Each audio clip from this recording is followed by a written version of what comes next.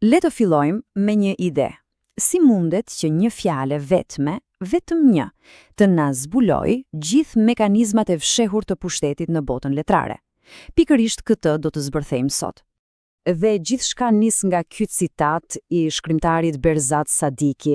Dëgjojeni me vëmendje. Po, ka poetut që janë lidhur në elita dhe vetëm se e lavdërojnë njëri tjetrin në nivelet ku janë.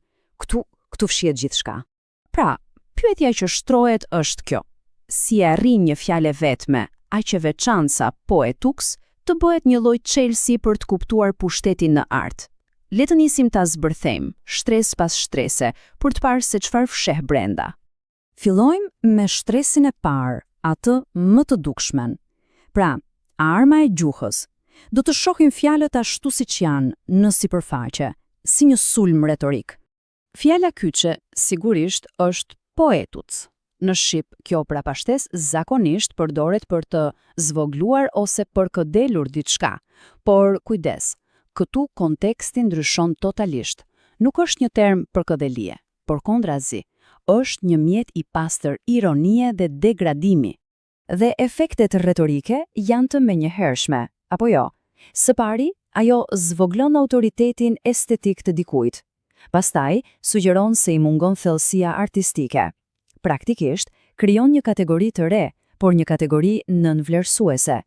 I gjithë suksesi i tyre, sipas kësaj fjale, vjen thjesht nga lavdërimet mes tyre. Pra, ideja e meritës hidhet poshtë plotësisht. Por nuk është vetëm fjala. Vini re edhe stilin e të folurit, ato pikat e pezullimit. Përsëritja, dhe. E po, kjo nuk është e rastësishme. Krijon një lloj autenticiteti, e bën gjykimin të duket spontan, i pathën me plan, dhe pikërisht kjo e bën atë edhe më të besueshëm. Mirë, e pam fjalën. Tani, le të bëjmë një hap pas, të zmadhojmë pamjen. Po kalojmë te shtresa e dytë, sistemi mbyllur.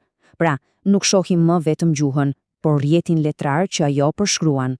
Çfarë janë këto sisteme letrare të mbyllura për të cilat flet citati? Imagjinoni elita ku hyrja është shumë e vështirë e kufizuar. Njohja, fama, vlerësimi, të gjitha qarkullojnë vetëm brenda grupit. Dhe vlera, kjo është thelbësore, nuk vjen nga cilësia e veprës, por nga ndërveprimi mes antarëve.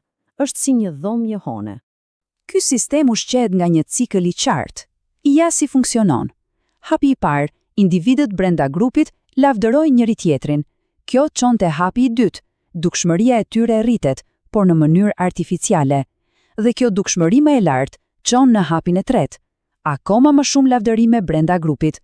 Është një rreth vicioz që vetë ushqehet vazhdimisht. Dhe këtu ndodh një ndryshim fundamental në mënyrën se si përcaktohet vlera. Në njërin anë kemi vlerën artistike, meritën, e cila duhet të bazohet te cilësia e brendshme, të jetë absolute e pavarur. Kjo nxit inovacionin. Në anën tjetër kemi statusin social, që vjen nga rjeti. Ky status bazohet te marrëdhëniet, është kontekstual dhe çfarë bën? Riprodhon mediokritetin. Shkëlqyeshëm, kemi parë gjuhën, kemi parë sistemin, tani shkojmë akoma më thellë, në shtresën e tretë, te bërthama ontologjike. Pra, te vetë qenja e artistit. Pyetja bëhet shumë personale. Çfarë efekti ka ky sistem në shpirtin, në thelbin e një krijuesi? Tu kemi një përplasje mes dy mënyrave të qenit artist. Qenia autentike bazohet te krijimi, te origjinaliteti. Identiteti vjen nga brenda dhe artisti ekziston përmes veprës së tij. Nga ana tjetër kemi qenien e ndërmjetësuar, i cila bazohet te njohja shoqërore. Identiteti nuk është më i brendshëm, por delegohet nga rrjeti. Krijuesi nuk ekziston më përmes veprës, por përmes konfirmimit që i japin të tjerët. Dhe pasoja e gjithë kësaj është ajo që mund ta quajmë alienim estetik. Krijimi nuk vjen më nga një nevojë e brendshme, nga një domosdoshmëri për të thënë diçka. Jo, ai shndërrohet në një akt të motivuar nga nevoja për t'u përshtatur pritshmërive të elitës. Arti rrezikon të bëhet thjesht një produkt. Mirë pra, kemi zbërthyer 3 shtresa të ndryshme. Tani ka ardhur koha t'i bashkojmë të gjitha bashk. Le të ndërtojmë sintezën për të kuptuar se si kjo fjalë vetme funksionon si një mjet i plot diagnostikues. Pra, poetuc si koncept është shumë më kompleks se sa duket. Në nivelin linear, atë retorik, është thjesht një shenjë gjuhësore me funksion ironik. Në nivelin kuantik, atë sistemik, përfaqëson produktin e rrjeteve elitare që vetë përforcohen, dhe në nivelin ontologjik, atë filozofik, përfaqëson një deformim të vetë qenjes së artistit dhe të vlerës artistike. Nuk është thjesht një fyerje, është një diagnoze plot. Në thelb, fjala poetukc funksionon si një instrument demistifikues. Ajo heq perden dhe ekspozon hendekun e madh që ekziston midis vlerës autentike, të vërtet, dhe asaj vlere që thjesht prodhohet artificialisht nga një grup i caktuar shoqëror.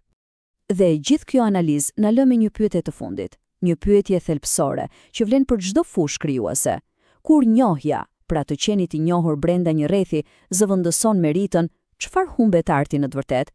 Çfarë sakrifikohet kur rrjeti bëhet më i rëndësishëm se sa vetvepra?